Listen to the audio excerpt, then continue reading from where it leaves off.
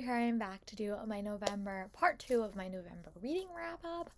I'll be very honest, I did not have a very successful end of the November reading month.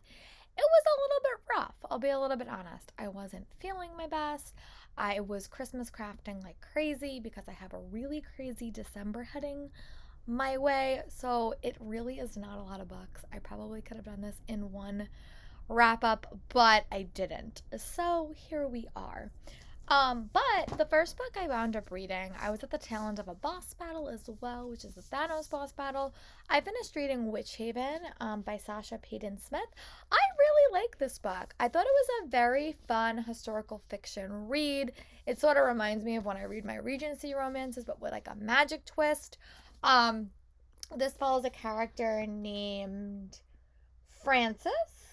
And she is working as a seamstress, but one day she's involved in a potential murder that is led to believe her that she's basically a witch. So she gets sent to this place that she thinks is a sanitarium, but really it's a witch school, and the story sort of unfolds from there.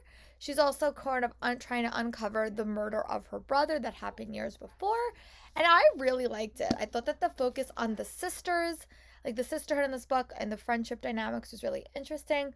The romance was not what I necessarily expected, but I did really like it, and it had some plot points that reminded me of other books I've read in recent years. I really enjoyed it, and it was just a fun read. I really like this one. Definitely, this book is more witchy than Lessons of Vengeance, which I read previously. This is more of a witchy book with a mystery and thriller element. The other book is more of a mystery thriller with some paranormal elements to it, but I definitely like Witchhaven a little bit more. And I wound up giving this one 4 stars for review. Frantically trying to do some Christmas crafting, and I felt like I really hadn't been reading that week because I really hadn't. I picked up a couple of Anne Rule's abridged books. She does have a lot longer ones. These I just found on Hoopla, and they were like 4 hours, so they were a nice summary of the case. All these cases I have read before or heard about, except for the last one. So the first book I picked up by Anne Rule was called, I think it's called I Will Always Love You. And here is a photo. I will correct the title if I'm wrong. If You Really Love Me, this is by Anne Rule. This is based around the Cinnamon Brown case. This was a case that I remember watching on Lifetime as a Lifetime movie when I was really, really younger. It follows it's a young girl, the actress, but she played Lucas's mom on One Tree Hill. She's also in Cutting Edge, but this case is crazy. I remember watching this and not believing it was a real thing because it just seems so insane and absurd, very, very out of the ordinary. But it basically follows this girl named Cinnamon Brown. This is a real life story. This is a true crime story, and she was convinced by her father to kill her stepmother. And she gets sent to jail for this, and it just is sort of an uncover of how deep his betrayal was, what he did to get his daughter and his wife's sister to convince her to murder her. It was a really, really wild case. I'm sure the extended audiobook is really crazy. The book, the 3-hour excerpt or bridge version I read, again, was super insane, but very, very complicated story, and I really enjoyed re-experiencing that story through Anne Rule's eyes. So that was the first one I picked up. And then the next one I picked up is Small Sacrifices, which is also by Anne Rule, and this is the Diane Downs case. But here's the photo. Rule. This one follows the Diane Downs case. Again, if you like true crime, you probably have heard of this case. But it follows Diane Downs, and one night she's driving her kids home from a friend's house. It's really, really late. She has 3 kids in her car, and she claims that someone comes upon them, shoots her 3 kids, kills one, and the other 2 are left really, really wounded. As the book goes on, it becomes really apparent that is not what happened.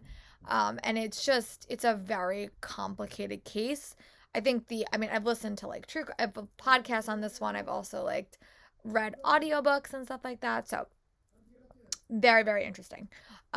Very, very short. I would like to eventually get the longer version of the book, maybe read it next year, but very, very interesting. I really, really liked it. It was very, very intriguing. Anne Rule was a very good investigative journalist. And then I read her probably most famous book, and that is A Stranger Beside Me. Here's a photo.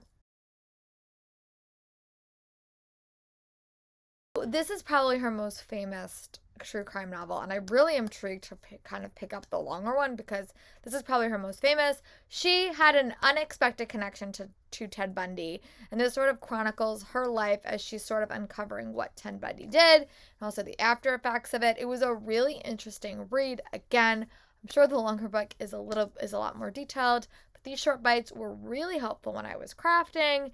And this is the last one I was familiar with. The next one I picked up I was not that familiar with, but super intriguing. I really like Anne Rule stuff and hope to read more books by her in the future, and definitely the non-abridged ones. I wound up picking up was Dead. Let me see what the title is. They're all like so similar.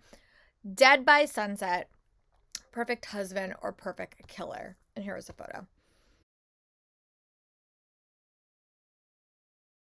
Crime case that was a little bit smaller, but basically you follow this case of this woman who's found in an impasse. She's dead in her car, and you start to uncover what has happened. They're really convinced it's a suicide, but things start to come to light that maybe her husband is at the heart of this mystery. And again, a very, very quick listen, a case that I hadn't not necessarily heard of before, but was really intrigued by. So yeah, I really like this one. It was one that I hadn't heard before, but I was really intrigued by it. So yeah, it's the last audiobook that I listened to. And the last physical book I finished reading in the month of November was Eva Evergreen and the Cursed Witch. I really did like this book. I thought it was a very, very cute read, solid sequel. Really did like it. It reminded me of Kiki's Delivery Service. It also was a much different premise from Eva Evergreen. This one is very much more adventure-based. It does carry over a lot of the characters, but mystery is at the foot of this one, and they have to save the realm, and I really, really liked it. It reminded me a lot of the world I read in The Potion Diaries by Amy Alwyn. I really, really liked this one. So yeah, this was probably my shortest wrap-up ever because I really didn't read a lot in the last couple of weeks. I am on a better trajectory for December. December is just super chaotic. So thank you guys for checking this video out, and I'm going to start Bookmas in a couple of weeks, so be sure you guys check out those videos, and I'll talk to you guys for my next video. Bye, friends.